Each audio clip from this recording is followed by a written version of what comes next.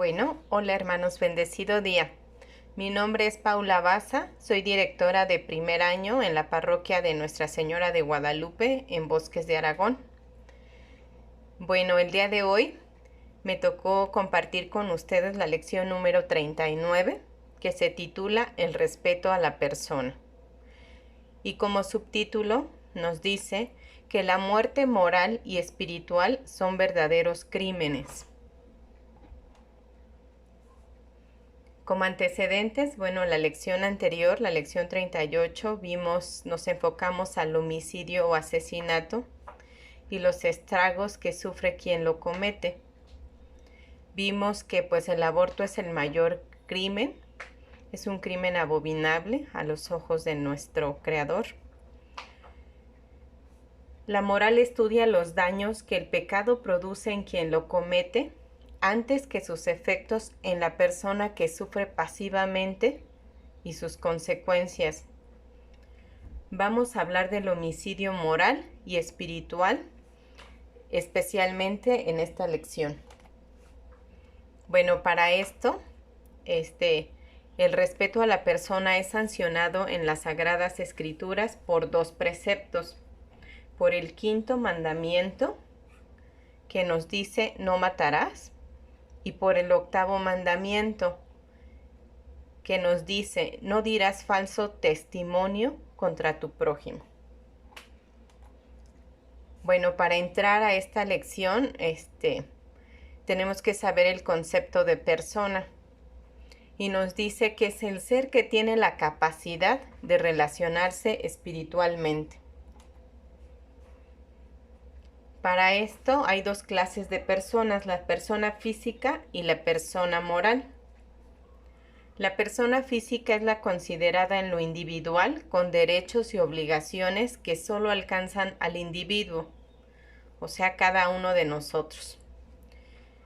Y la persona moral es la considerada como parte de un grupo o asociación estable de individuos, con derechos y obligaciones comunes al grupo. Bueno, en esta lección nos vamos a enfocar a tres hechos que es el pecado original, el deicidio en la persona de Cristo y la defensa propia y la defensa nacional. Bueno, existe un sentido universal del pecado original.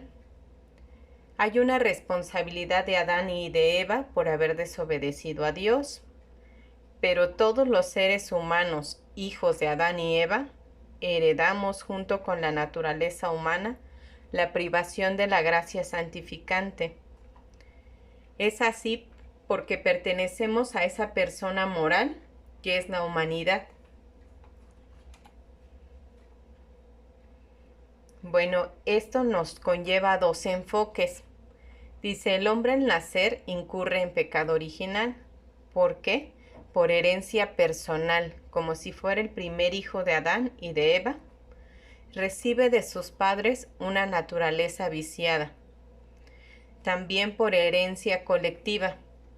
Es integrante de esa persona moral que es la humanidad. Esto lo hace copartícipe de la ofensa a Dios. Bueno, el deicidio en la persona de Jesucristo.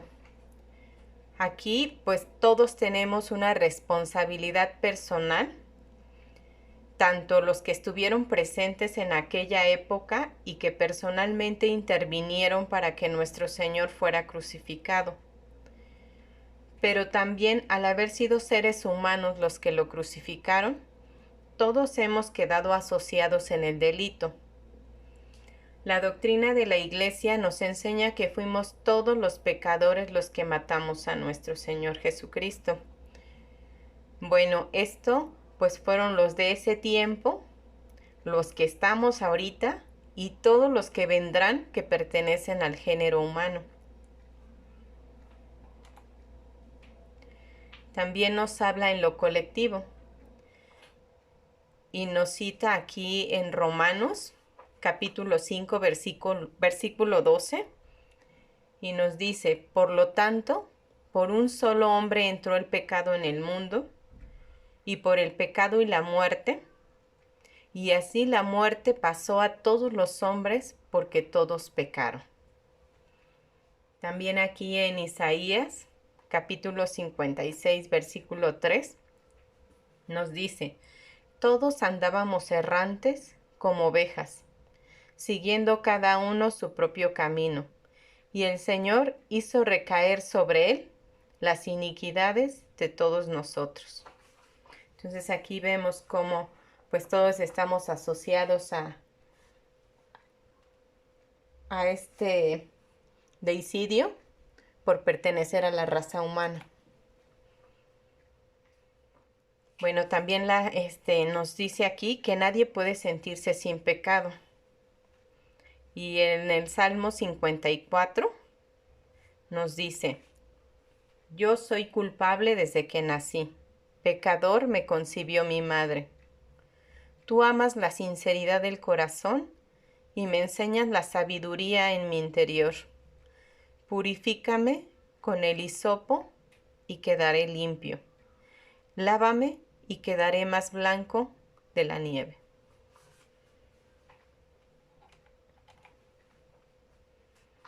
Bueno, aquí también nuestra lección nos enseña el derecho de la defensa propia. El legítimo derecho pues está también otorgado por Dios.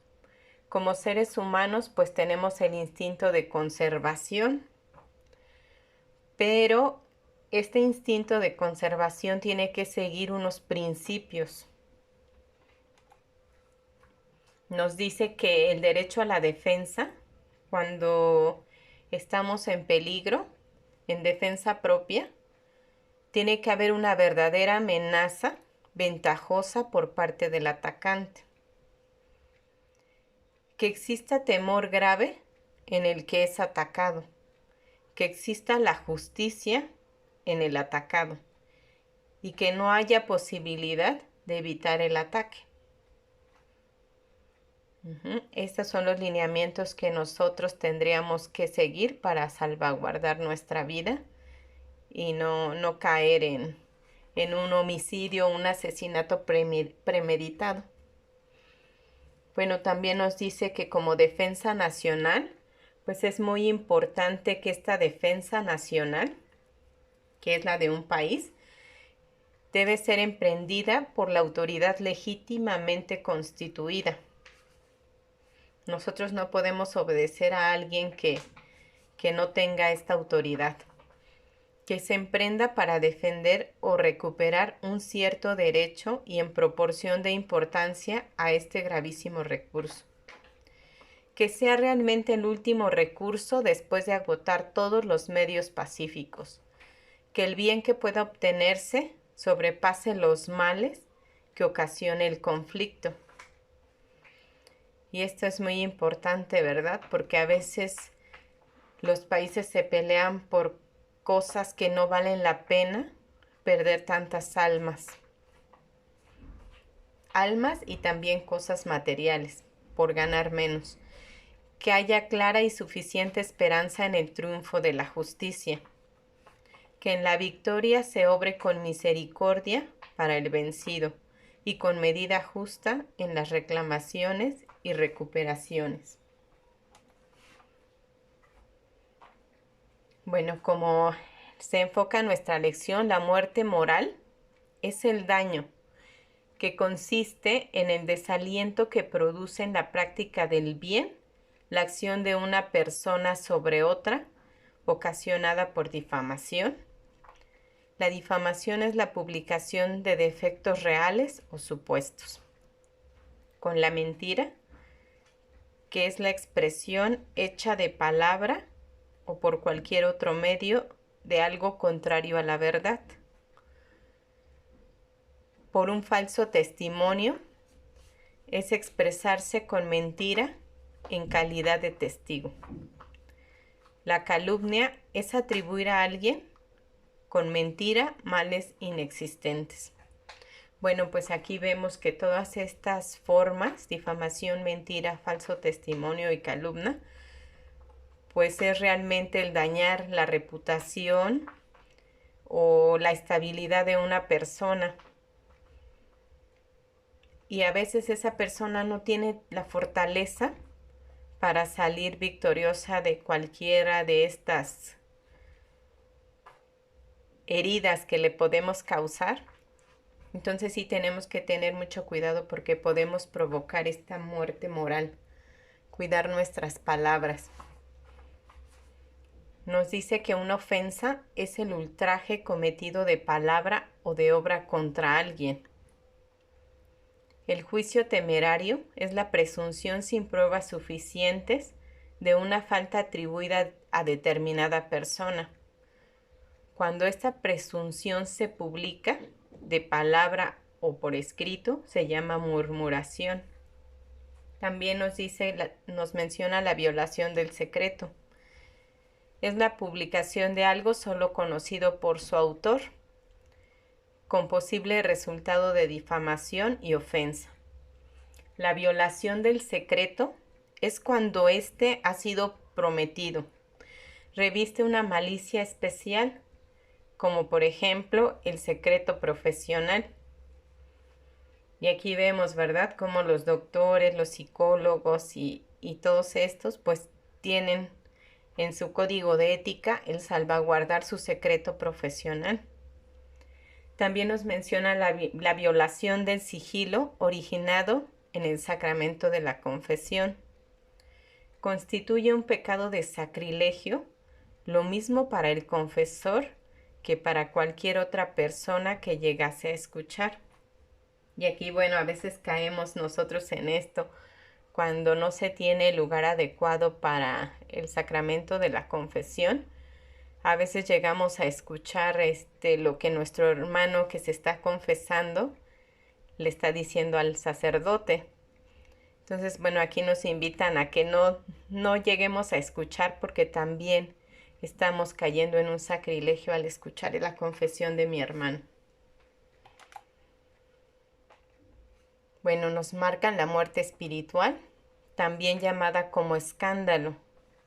Consiste en inducir a otro a pecar, leve o gravemente, por medio del mal consejo, del mal ejemplo, por la presión imprudente o maliciosa, hacia las ocasiones de pecado remotas o peor aún, próximas.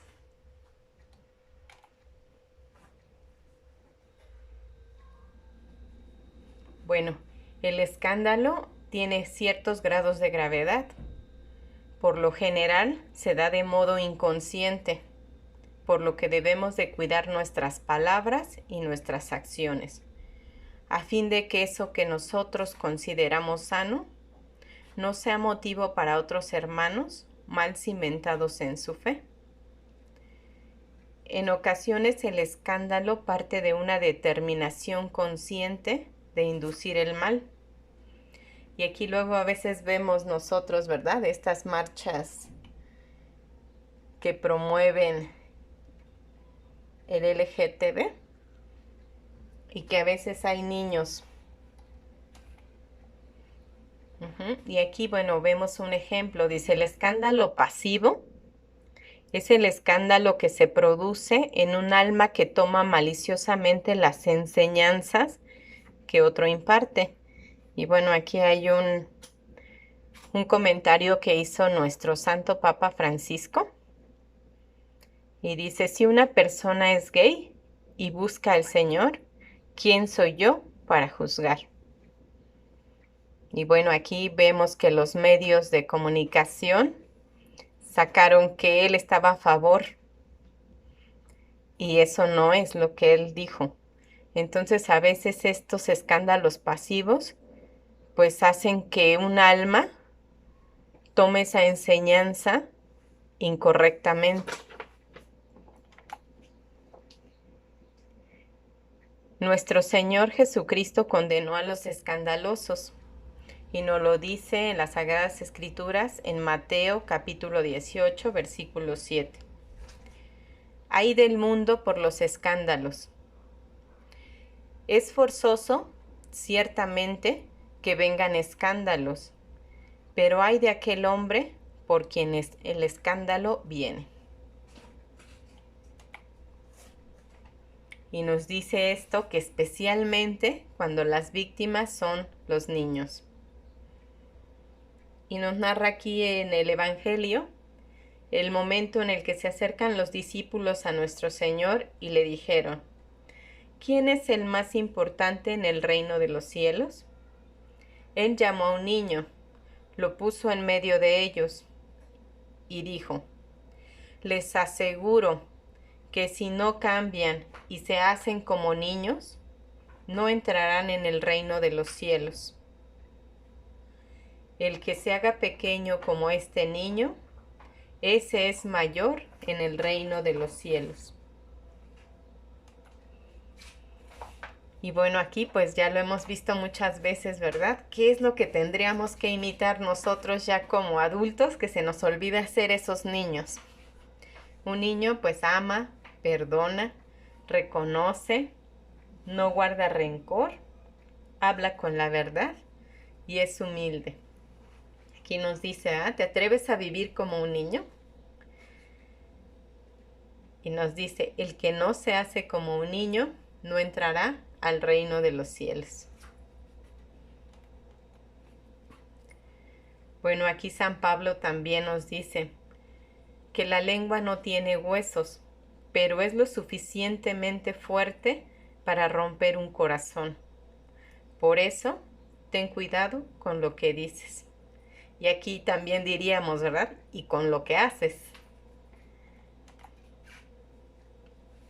Bueno, aquí en nuestra lección nos habla de la sobrecarga de obligaciones.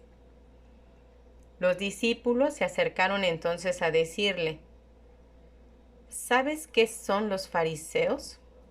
Se han sentido ofendidos al oír tus palabras.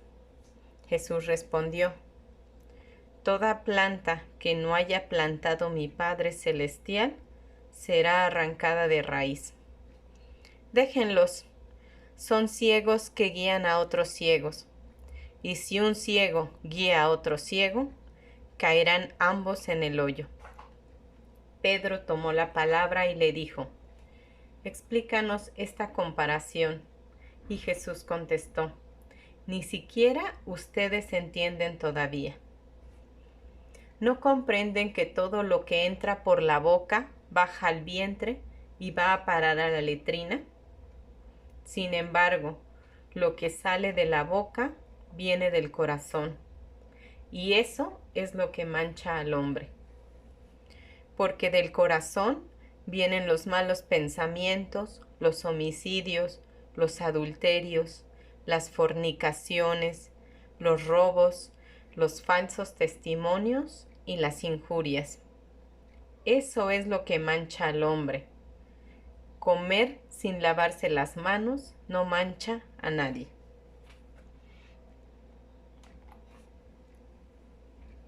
Bueno, aquí nuestro Señor condenó a los que hacen pesada la religión y la vida recta.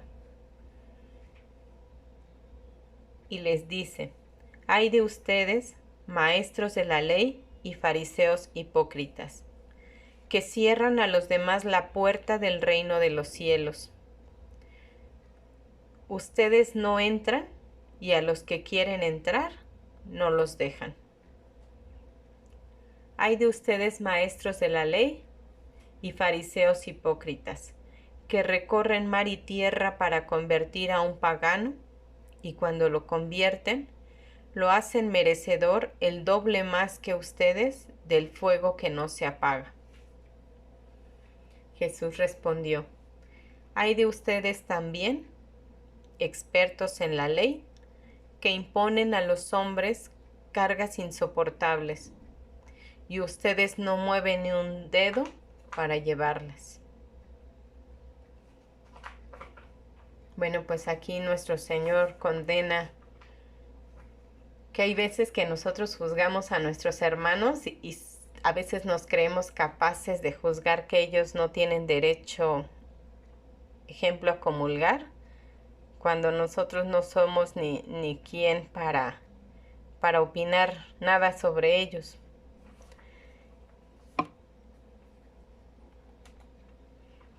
Bueno, Cristo detesta el pecado, pero ama al pecador, ¿verdad? Eso ya lo sabemos. Frente al mal que ocasiona la muerte moral y espiritual de quienes dejan sin oportunidad de regeneración a sus hermanos, o se las hacen difícil y pesada, viene Jesús a alentarles con frases de bondad infinita y a alentarlos a intentarlo una y otra vez hasta conseguirlo del todo. Y nos lo dice aquí en Mateo capítulo 11, versículo del 28 al 30. Vengan a mí todos los que están fatigados y agobiados, y yo los aliviaré. Carguen con mi yugo y aprendan de mí, que soy sencillo y humilde de corazón, y encontrarán descanso para sus vidas, porque mi yugo es suave y mi carga ligera. Y aquí es esta invitación, ¿verdad?, que nos alienta nuestro Señor cada día, que si nos caemos, pues lo intentamos una vez y si no otra hasta conseguirlo. Y siempre, pues apoyados de Él, porque solo así vamos a encontrar esa paz que necesita nuestra alma y ese descanso. Bueno, aquí también nos menciona la colaboración en el mal. Nos dice que el escandalizador es el autor intelectual del pecado y es tanto o más culpable que su autor material. La Biblia distingue entre pecadores e impios. El pecador desobedece a Dios. Es un hombre sin ley, un enfermo, un muerto. Es un juguete en las manos del diablo. El impío es una persona que conscientemente colabora en el proyecto del maligno. Enseña a otros a hacer el mal. Trabaja con el propósito de perder a sus hermanos. Y estos conceptos son muy importantes que los conozcamos, porque sí hay una gran diferencia entre el pecador que cae y que no lo tiene planeado, al impío que se dedica a planear y a trabajar para el mal. Bueno, Pilato le dijo: ¿te niegas a contestarme? ¿Es que no sabes que yo tengo autoridad tanto para dejarte en libertad como para ordenar que te crucifiquen? Jesús le respondió: no tendrías autoridad alguna sobre mí si no te la hubieran dado de lo alto. Por eso, el que me entregó a ti ha cometido un pecado más grave. Y aquí vemos, ¿verdad?, este gran pecado que cometió Judas. Bueno, también nos habla de la obligación que tiene el que ha escandalizado. Bueno, si nosotros estuvimos o fuimos parte de alguna murmuración o algo en contra de nuestros hermanos, pues este daño se tiene que reparar con actos positivos y con una explicación de nuestro proceder.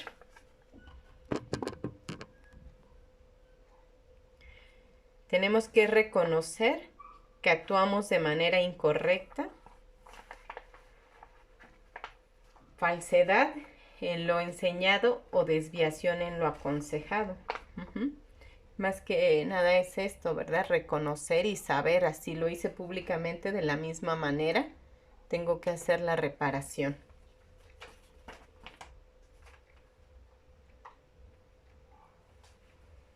Aquí como conclusión, bueno, los mandamientos, el 5º y el 8º, disponen no hacer daño al prójimo, ni física, ni intelectual, ni espiritualmente, ni directa o indirectamente, por sí mismos o por medio de intermediarios.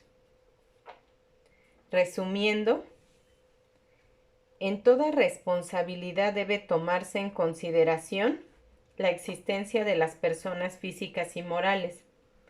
El pecado original y la muerte de Cristo tuvieron como actores a los hombres y a las colectividades, personas físicas y morales. Por ello, la humanidad entera comparte el pecado original y el deicidio cometido en la persona de nuestro Señor Jesucristo.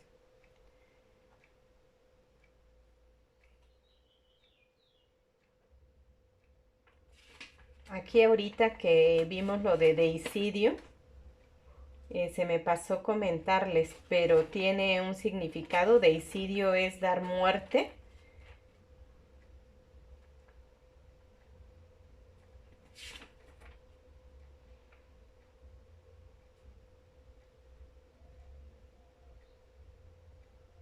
Deus, que significa Dios, es la muerte en la persona de Dios. Dice, el hombre y la nación tienen derecho a la justa defensa. La muerte moral desalienta al hombre en su marcha hacia el bien. La muerte espiritual hace romper con el bien e inclinarse al mal. El escándalo es la mayor ocasión de daño moral y espiritual. El buen dirigente debe facilitar el camino de la conversión. Como reflexiones personales, nos dice, ¿me sé sentir solidario con la humanidad de lo que es el pecado? ¿Acostumbro meditar sobre la pasión y muerte de Jesucristo? ¿Sé defender mi derecho con mansedumbre, pero con energía? ¿Procuro que nadie llegue a pecar por mi dicho o mi ejemplo? ¿Aprendí ya a ayudar a los demás a encontrar a Dios? ¿Sé ser acusador mío con exigencia y defensor de mis hermanos con indulgencia? ¿He dado la importancia que se requiere a mis expresiones y actitudes delante de los niños, a fin de no ser para ellos motivo de escándalo y ocasión de pecado? Y bueno, hermanos, ya para finalizar, nos ponemos de pie y hacemos nuestra resolución. Señor, me es difícil evitar todo daño físico, moral y espiritual a mis hermanos. Dame la gracia suficiente para transformarme mis actitudes en beneficio de ellos por amor a ti. Que así sea, Señor. Bueno, hermanos, una disculpa por las fallas técnicas, pero bueno, esto es todo. Es un placer compartir con ustedes la enseñanza de nuestro Señor. Que tengan un bendecido día. Gracias.